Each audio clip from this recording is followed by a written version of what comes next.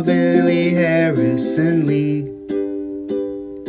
Punt Billy, kick Billy, pass Billy, hit Billy, Hillbilly Harrison League.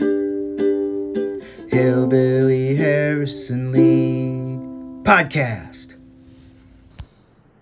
All right, if we can go ahead and get the press conference started. Yeah, I got Dave from Connorsville. What's your question, Dave? Yeah, it was good to get that monkey off my back. I mean, long time coming, but I knew that if we stuck to the game plan, we would get the win, and eventually, I just had to stay patient. So, all of our hard work paid off. Okay, Adam from Bloomington. Yeah, what's your question? Yeah, I mean, lineup considerations are always part of it, and do I wish I would have started Cam?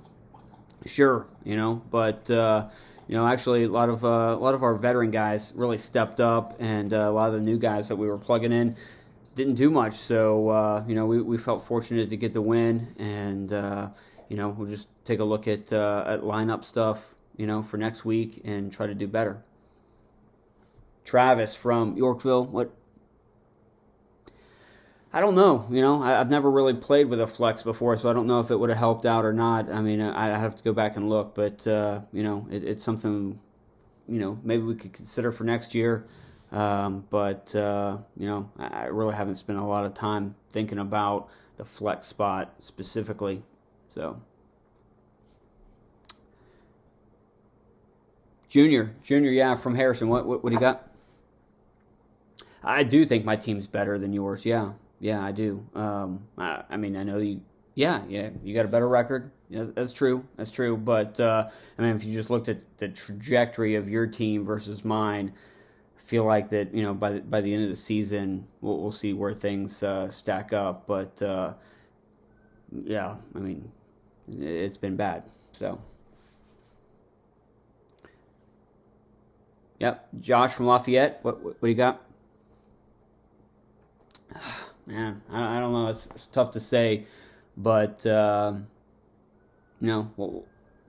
we'll see how things go. But playoffs right now, really not what I'm thinking about. I think that ship sailed. But every week is an opportunity to send another team, packing. So we'll just do our best to play spoiler. All right. Got Rennie from downtown Cincinnati. Who told you that? No, I don't know what you're talking about. I've never been there. I've never met them, and no, I've got no comment at this time about that. Next question. Hey, welcome to the podcast. How you doing, Dave? Happy Thanksgiving. Just enjoying a nice beverage on Adam. Oh, that's good stuff. So, hey, I was out of town. Anything fun happened this week in fantasy? No, nothing. Nothing. Everything was just normal. Yep, normal. Easy peasy. All right. Yeah, really, nothing of note I can think of. Can you think of anything? Dave, this thing. Oh yeah. Ah, gone. Get that out of here. Yeah, it doesn't apply anymore. Hey. You're not a loser. Once you get a win, you can't be called a loser. Yeah, you might lose every now and then. Yeah, but you're still a winner. I may lose this week, but would you bet on it? We'll see. I don't want to. We're gonna try our best not to sway the side bet. I don't even know how many people watch this anymore, but based on YouTube, I'm gonna guess that it's like both of you watching. Yeah, 5 of us, but my goal is 100% participation in the side bet. I don't think we're going to get there, but the more people that participate, the better. We're going to try our hardest in this episode not to sway anybody one way or the other towards their picks. But I haven't signed up yet. I'll admit, I have some dumb ideas sometimes, but as I was going through and filling this out, I thought, if somebody real put this on, I would do it. I was like, it was fun. I picked the winners, and I was like, and I picked the high points team, the low points team, and then so I picked mine first so that I wouldn't. Adam, if you're listening, All right. My picks are in. They're locked. You can only do it once. I didn't want to be swayed by anybody else's picks. So now I can see what other people are doing, but I did mine first. Yeah. All right. I So mean, I haven't done it yet, but I feel like I do this every week, kind of. I mean, I don't Yeah, always pick yeah. who I think is going to win. Sometimes I do, sometimes I don't, or sometimes I infer. But I don't think historically I've been that great at it. Yeah, well, but then now I feel like it's going to change the way that I watch the games this week too. Like that I've got like a rooting interest in, one team winning over another Yeah. and kind of what the, who's going to win high points and some of that different stuff. So, And for you, I guess that matters because, like, for me, there's some matchups, including my own, of course, but other matchups that matter to me based Who on the wins? play, based on standings. For Well, you, you it's could probably best. help yourself out by picking not who you think's going to win, but who you want to win, because then you'll be able to root for them even harder. That's true. I have a friend that he bets every now and then, like sportsbook stuff, but he only bets on whoever's playing the Colts. That way, if they win, he wins. But if he loses the bet, the Colts win, and he likes the Colts. It's All a right, win-win. I was going to say the opposite. You could do the Pete Rose. Yeah. But then you're a double loser if you lose. That's true, but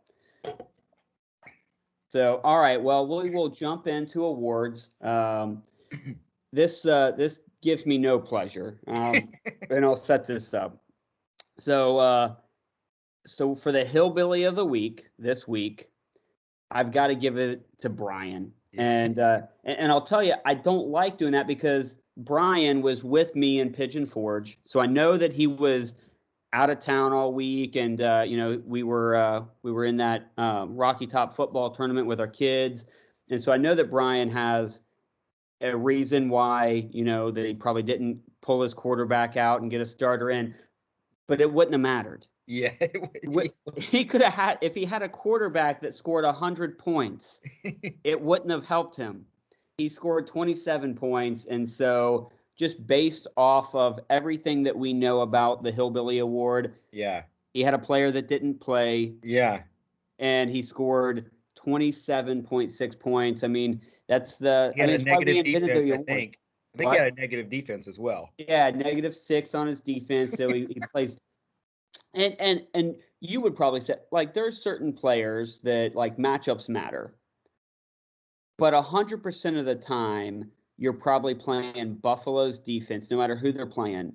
But you're definitely playing them against Indy, right? I mean, who would not start them against Indy?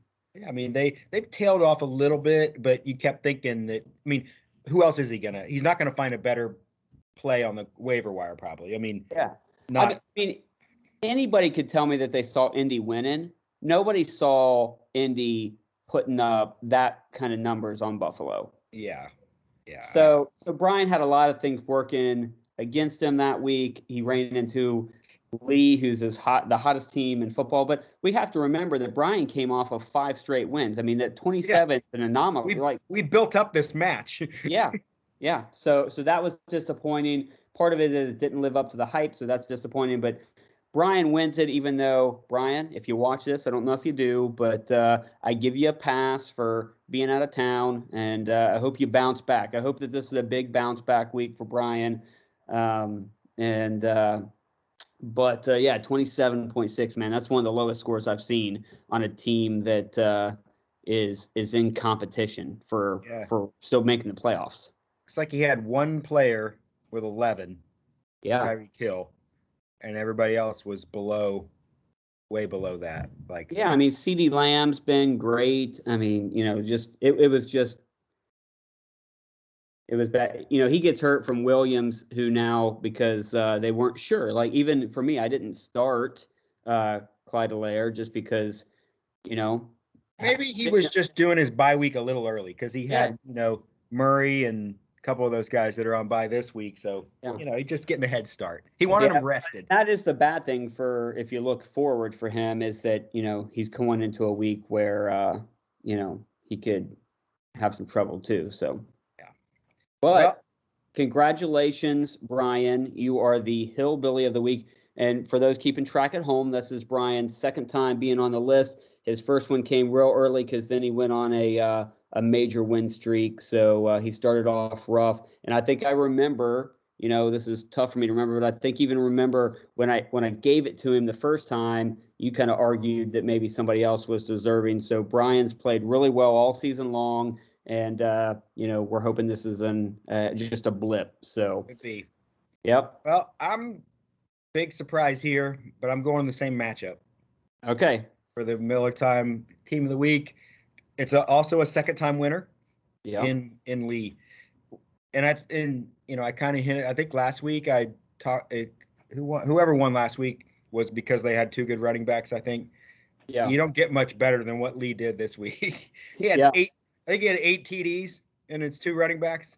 Brennan won last week, and yeah.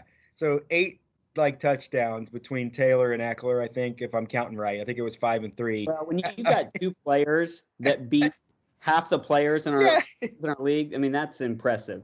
I mean David Carr got him an 11 spot, and he 150. He scores 150 with a quarterback that got sub 15, which is tough to do. And then he had 3 other spots that were bad. He had 3 kind of duds, but he had a 20 spot from a wide receiver, and the defense and kicker were good. So good job, Lee. Man, he has risen. Adam gets a win, and he still drops to second place because of how many points that Lee scored. That's impressive. So good job, Lee. So talking about Lee, you and I talked a little bit just through text, and I was kind of talking. I don't look through this nearly as much as you and Adam, but I was just kind of looking through some of the different things that had been happening. And Lee, a few weeks ago, picked up Elijah Moore. And, man, that guy has, it's one thing for a guy to score, a wide receiver score 20, a bunch of people pick him up on waivers or whatever. It's usually just like it's a one-time thing, right? That guy doesn't reproduce that. But he picked him up 3 weeks ago. He's plugged him into the lineup 2 weeks in a row now, and the guy's been a stud. So with shaky quarterbacks on a bad team. On a bad team, shaky quarterback. And so Fitzmagic helping him out maybe a little bit here. Or no, who's he even got? He's got last week it was Baltimore's old quarterback, right? Yeah, the elite guy. Adam's yelling at the screen right now. It's Joe Flacco. Yeah, but whether it's White or Johnson or whether they're going to put the rookie back in, we don't even know who's going to play quarterback. I mean, So I'd asked you, and I don't know if you had time to look up or if you have anybody else, but has there been any other pickups like what Lee did that has just been, man, that difference makers? So what I did was just went top to bottom, and I just looked at every team and tried to pick out somebody, a free agent. And I only went on, because I didn't have infinite amount of time, just who's on a roster now. So if somebody had somebody that did great four weeks ago and dropped them, they're not on. So they have to be on your roster right now. So Lee, we talked about Elijah Moore, for sure. But the thing about that one is Lee drafted him and dropped him and picked him back up. So it's a little different. It wasn't like he came out of nowhere. I mean, Lee knew about this guy. He gave up on him early. He is a guy that ESPN talked about as like, and what kind of spurred this for me was I was looking.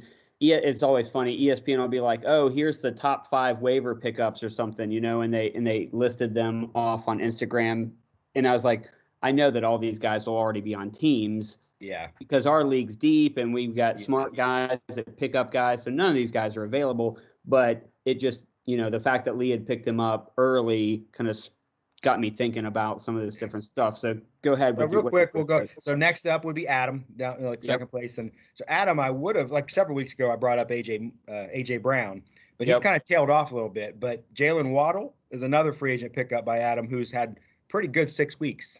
He's I think he'll most likely be in the lineup this week. So, that's been good for Adam. Moving down to Travis. Travis got some value out of Kirk Cousins as a pickup, which not everybody was able to get value out of Kirk Cousins, but his other one is a guy, I can't even pronounce his name, the Pittsburgh tight end, Freiermuth. Oh, yeah, that was a few weeks ago. That guy went off, won him again. Yeah, and he's had 3 decent weeks for a tight end. If you put all of them together, one of them wasn't as good as the other, but 3 decent weeks. Then we move down to Josh, who's on the rise, and Kittle's the obvious tight end. We've talked about that. But besides Kittle as a pickup, Devontae Smith, the wide receiver from Philly, has had a pretty darn good 3 weeks in a row, and he's seems like he's primed for even more. So that's been a pretty good pickup. Rennie, the big one for him is that Darnell Mooney, the Chicago wide receiver. He's had pretty recent success, and the thing about Wouldn't it that be nice if Allen Robinson would have done that? yeah, I would have liked that. But Adam drafted Mooney, dropped him, picked him back up, dropped him again, and now Rennie's reaping the benefits. So that's pretty funny. So for Brian, he's got I didn't look and see if he actually played him, but Darrell Williams, the running back for Kansas City. He did play. He's been playing him since he picked him up, so it was a good pickup. Because he's been up and down. He's had some good weeks and some bad weeks, but he's got some value there. And so that, and then that he also has that Ramad Stevenson, running back from New England, that's had 3 good weeks in a row. So those are 2 good running back pickups he's had. Brennan is mostly going with drafted players. He doesn't really have any free agents that have really done much for him that are currently on his team. So nothing of consequence. Danny has had 6 pretty good, other than this week where he was hurt, that Elijah Mitchell running back, like 6 really good weeks out of him, and maybe he'll come back this week and be strong again. They kind of need him because last week they didn't run very good. For me, the only one really is Cordell Patterson. I missed him because of injury recently, but he had a big stretch there, and I'm kind of hoping I get him back this week because he's been one of my better free agent pickups in a long time. Ed, nothing. He's mostly going with drafted people, and the people he's picked up haven't done anything. Or at least Ed, if you're watching this, there's other players available in a pool, and we just pick them up when we need them. So he's you just could going with his drafted guys. He has a couple free agents on the team, but nobody that anybody would want. So.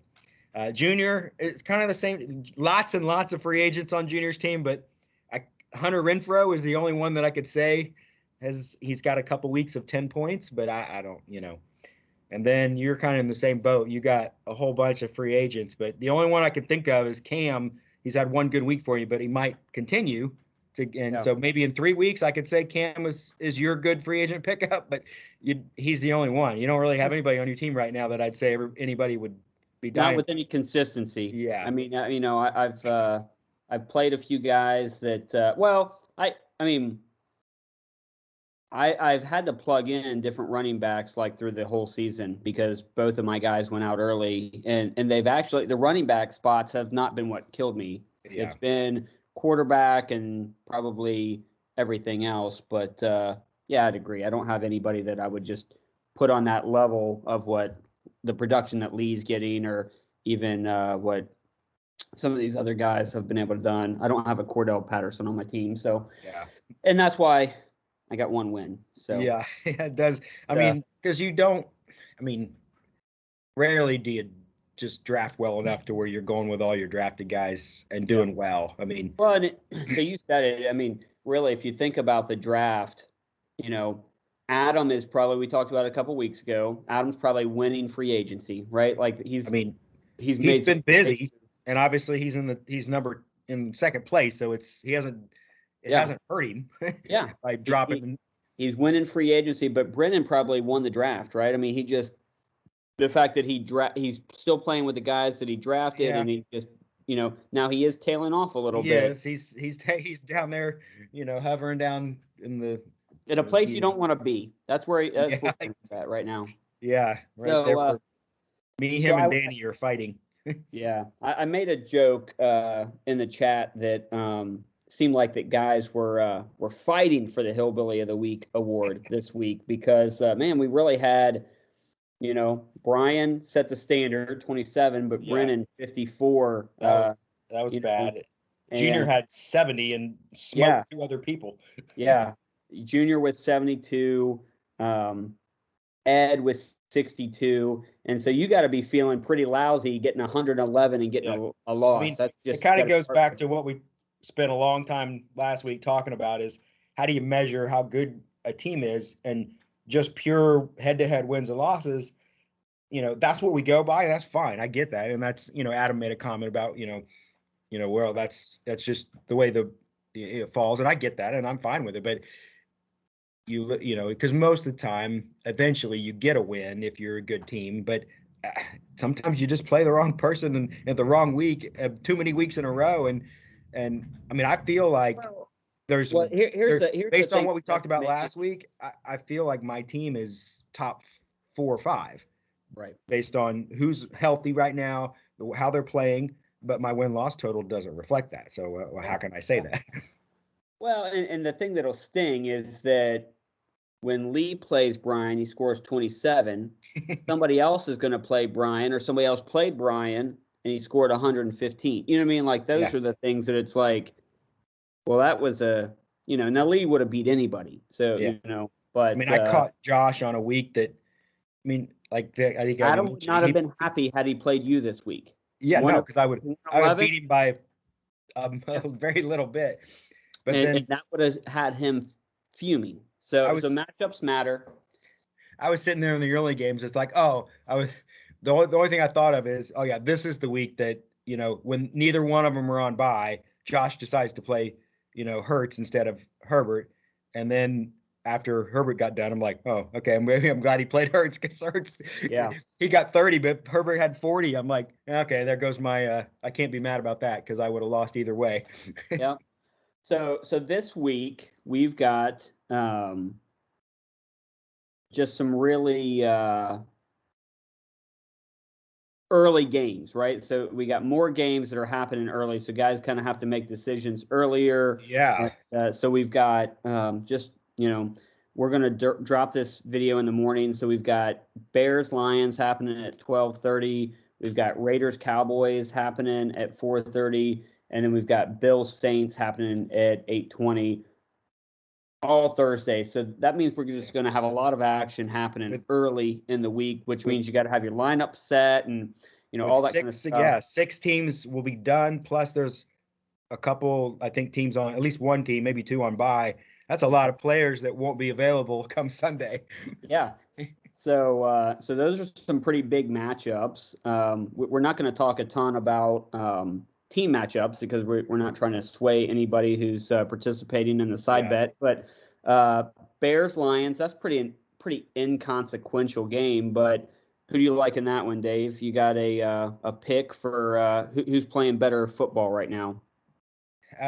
Well, I think that I don't know. Dalton came in strong. I mean, I think the Bears have a better defense. Detroit, I don't even know who's going to play quarterback. Do you know who's? I think Goff is still questionable. You know, Swift has been doing better as a running back, but if they stack the box and make whoever's going to be throwing throw, I don't know who they're going to throw it to. I've got no faith in the Lions to win any football games. I know. I think that I feel like culture's bad. I just think that. Yeah, I think they'll miss Fields. You know, his ability to extend plays and use his legs, but Dalton knows how to throw the ball. So yeah, I think he won't make too many. He probably won't. I don't think he'll light it up by any means, but I think he'll do enough to beat Detroit. Now this next game's really interesting. Raiders Cowboys. Both teams coming off of low production losses, right? And I mean, something's got to give. Like both these teams were playoff contenders, and the Cowboys still lead their division. Raiders have taken a little bit of a dive here, but I don't know. You believe in Dak and Zeke? I don't. Either both Carr and Dak looked bad last week. They throwing bad passes. Just I don't know. I have no idea who's going to play. If I'd say whichever one of those two guys plays better. Well, and like which one of their teams is going to show up? Like the Raiders team that looked great, or the one that showed up last week, or the Cowboys team that you think, man, that team's got a chance to win a Super Bowl, or the one that showed up last week. I mean, it was and the Cowboys defense was great early. That Diggs guy had an interception every game, but I think it's been a bit since he's done much, and I don't know if he's been banged up or what, but. I would say that I have more faith in the Cowboys to turn things around just because I think they got more talent on their team. But we'll see. That'll be an interesting game. Although they might be missing, they're definitely missing Cooper, and I don't know if Lamb, how he's a little shaky too. So it could be a lot of Michael Gallup and a lot of Schultz, or a lot of Zeke, and a lot of. Well, he's a little banged up too, I think, but he'll probably. He usually plays. But then they got Pollard too. So either way, yeah, it'll be a lot of running back probably. And then we've got Bills Saints, and you got to think that the Bills are looking to just like turn things around after that week. I mean, and I don't know, big contract came in for if I was Taysom Bill's Hill. coach, they've had how many bad first halves in a row? Like every week, they can't move the ball in the first half. It's like last week it wasn't vested interest, right? You're hoping that the Bills drop about 50 on the Saints. Yeah, I mean, he's ended up getting his points, but he hasn't given me any of those 40 spots that every now and then. Like you said, they all come in the second half. Wouldn't you like him to throw like 3 TDs in the first half? Yeah, like 2 weeks ago when they scored a ton of points, it was all running back points. It was all short runs, and that killed me, But yeah, I mean, they're a more fun team to watch when he's slinging it to Diggs and slinging it to Beasley and Emmanuel Sanders gets in on it, and they've been pretty. It's all punts, they've been pretty bad. It's also Steelers week. So do you have a prediction for the Bengals game? I really am hoping that the defense of the Bengals just can't makes Ben not be able to do anything. Shows his age, shows how long in the tooth he is. Gets a couple I thought turnovers. That they had a great game plan against him the first time they played this season, and if they can replicate that, I know that the Steelers are playing a lot better football. Yeah, and I think Harris is better now. He's had a lot of games, so he was pretty new at that point. And but to see what the Bengals did against the Raiders, who up until that point had been a pretty decent football team, I got a lot of faith in what they can do. So I hope it's good. We got some other good matchups that are going to happen during the week. Browns Ravens. At this point, maybe I'm hoping that the Browns win that game because I don't have any faith in them winning much more than for this. Like let them two beat up each other. Yeah, I kind of with you. Like I don't see Cleveland as much of a threat because they just seem like they're imploding.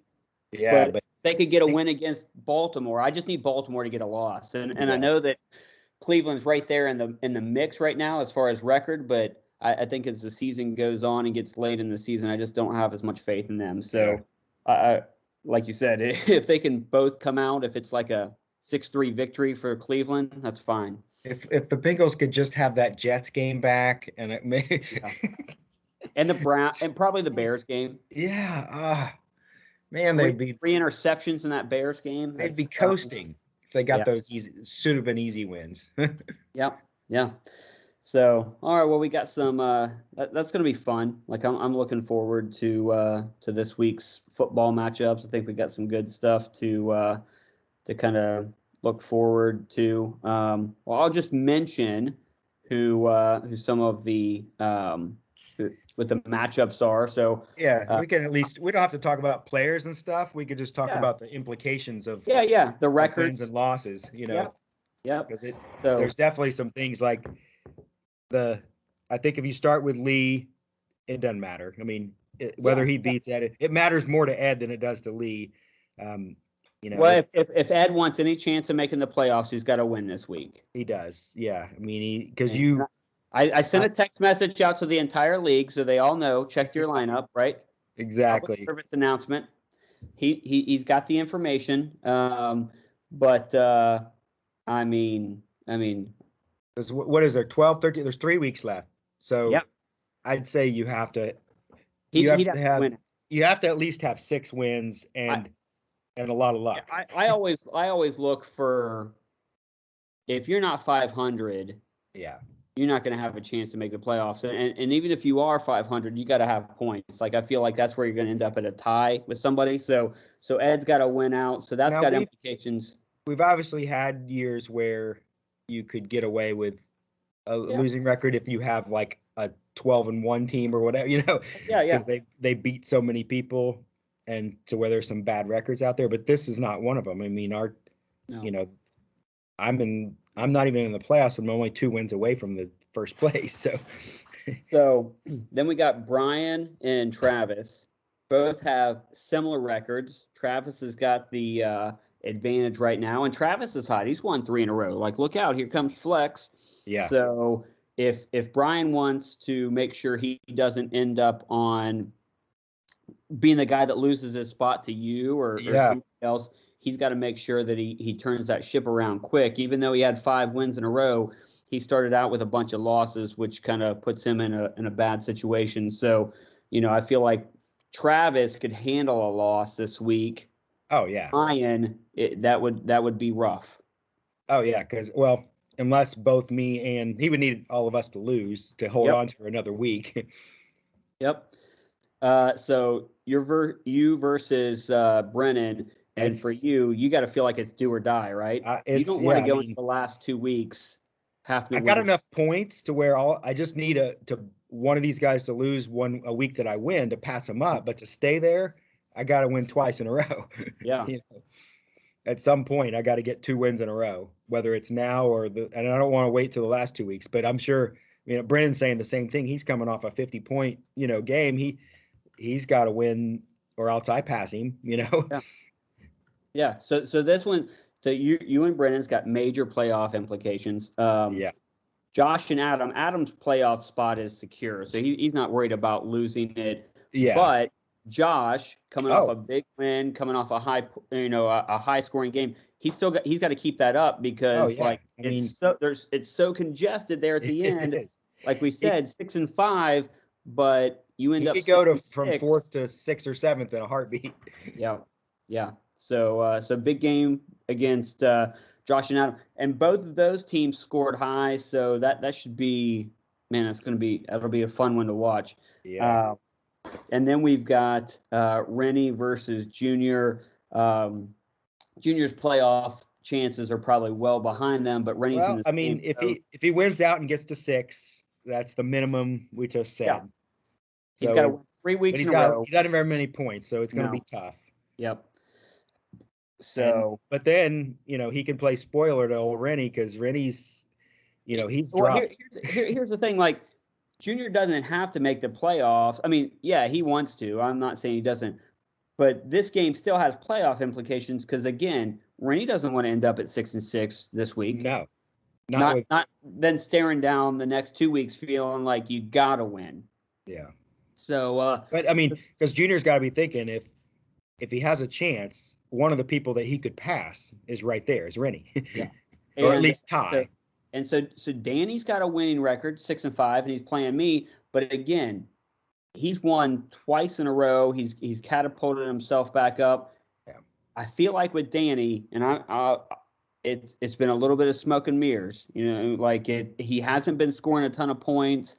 It's been about who he plays. So I think that Danny better come strong. Like nobody's rooting harder for you than me this week. I need Danny to lose at least once. Yeah. One of these 2 weeks. So it is interesting to see how many guys we've got, just with winning records. You know what I mean? It's our top 8 teams. And I'll say this, Dave. I know you hate being in that in that 9th spot right now. But our top 8 teams have winning records, and I think that's the way it should be. Yeah, exactly. Yeah, I'm not there.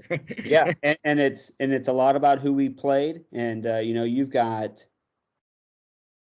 almost 200 points more than Danny, so that just it's all who you play. I think the points against. I think you're still winning on points against. Winning as in not winning, but right. Well, me and Junior and you. And also I'll say this, Travis, and sitting in 3rd place, has got over 1,100 points scored against, which puts him right there with you and with Junior. He doesn't have as many as me, but that's pretty impressive to be at 3rd and to have that many points scored against. So it doesn't say everything because they could all come in one game. You know what I mean? I mean, for me, it's been timing. Like the last 2 weeks, I've scored pretty well, but I've played somebody that scored 100 or more. And I haven't gotten to play one of these 50-pointers. Yeah. So down the stretch here, it'll be real interesting just to see how everybody does. And but ESPN still loves you, Dave. They know. They still love you. You got an 86% chance of making the playoffs, while Danny only has a 53% chance. So if ESPN has its way, it'll be you in the top 8 and Danny out. So really, realistically, if Ed needs to win to stay in the hunt, and if not, it's between me. Well, really, a whole bunch of people fighting for that. Like anybody, pretty much anybody below Travis. Having a cutoff right now, I would say that we've got in the hunt, we've got Brian, Brennan, Danny, and you. Right? Like. But I guess what I'm looking at. Any of those teams, you tell me, any of those teams can make the playoffs, but any of those teams could miss the playoffs. Oh yeah, I think Travis, Adam, Lee are the only ones that are totally safe. Yeah. Because even Josh at 4 has the same record as Danny, right? Yeah, but he's got there's also these point differentials. So Danny's only got 972 points scored. I mean, I guess that's true. But I mean, I'm only another, a good week and a bad week for Josh away from catching him in points. Like 30 points, I could make that up. Nobody can afford a 3-game losing streak going into the playoffs. Yeah. Nobody except for those top 3. So. Well, you breathed some life into this week for yourself anyway to, give you something to root for. A win's a win. Okay. So, and we've got the side bets. Yeah, that's what I was referring to. Like, obviously 3 wins in a row for you aren't going to do much, but, having the little side bet thing's kind of fun for Thanksgiving week. So yeah. And it was meant to be a gift. So if people want to participate and play, they can. I think it'll be fun. We've got Danny and Brennan have already locked in places. It'll be a whole lot more fun if more people play. So I'll send mine in tonight. All right. So Dave's gonna play. Rennie, I always think it's funny. You know what I mean? He's got no problem betting on St. Mary's School of the Blind playing anybody. And then he said, "Hey, what? I'm not sure about this." He's got a teaser going with some lacrosse league in Europe. Yeah. Have you ever seen when he shares, he'll do like a screenshot of his betting thing? It looks like it was written in DOS. Okay, so it's from 60 years ago, whatever black site he's betting on, and then he's like, "Hey, this Google form seems a little suspect. I'm not really sure what's going on here." I'm like, "Rennie, come on, brother." So people like him probably know where I live. They probably don't do what I have to do and drive over to Shelton Fireworks parking lot to make bets, do they? No, he's got a guy, right? So I don't have a guy. My guy is my car over to Shelton or somewhere around there, and I park, make a couple bets, and then I drive home. Yeah, I think that Rennie's life to me probably looks like a lot like Adam Sandler's in Uncut Gems. I see him selling that Rolex to make good on a bet, and then getting it back, and you know what I mean, that whole thing. Okay. So, well. It's Thanksgiving week. I hope everybody has a great Thanksgiving, and it's been fun. If you like the podcast, watch the podcast, comment on the podcast in the chat so we know you're watching it. Because Dave and I, we've got really small egos, and we won't keep doing this if nobody cares. So we need lots of affirmation and lots more beer sent to our house. And Mountain Dew. So sounds good. Yeah, sounds good, man. Turkey and football tomorrow. What are your Thanksgiving plans? You going to Connorsville? You going to Evansville? Yep. You going? Just Connorsville. Yeah. Some years we go bowling at Plaza Lanes. I don't know if that'll happen this year or not, but if they're open. There's a bowling lane open in Connorsville on Thanksgiving. Sometimes historically they're open a lot on Thanksgiving, but. Oh man, I don't know if it will be this year, but that sounds amazing. Stale beer and old cigarette smoke smell. It's still there. They haven't allowed it in there for years, right? But it still smells like it. Yeah. I used to go play. I played Russian roulette on Saturday nights, like where started at like 10 o'clock, and they turn the lights off, and they got the colored pins. And if you got a ball and certain things, and you hit a strike, you win money. It was fun. Your definition of Russian roulette and mine must be different. That's what they called it. I don't know why. It was just colored pins for money, and then you could also like sign a dollar bill with your name and turn it in. And if they drew it out and you got a strike, and I won that once. I won like 37 smoky $1 bills. Nice. This is also a call out. We've got to get Rennie on the podcast before the end of the season. So Rennie, clear your schedule. You're coming on. You're going to talk about the immaculate season, and I think the curse is pretty moot when you've lost. Was it 4 straight? Yeah, he's already lost 4 straight. So what can we do? What can we do to hurt that? You know? Yeah. Maybe he's got a losing streak because he's refused to come on the podcast. That's where I'm getting at here. I think, because he didn't want to get on, but he's lost 4 straight. So how can we hurt him? We could help him. Yes, we could. Yeah, we would. Rennie, if you come on the podcast, we'll give you lineup advice.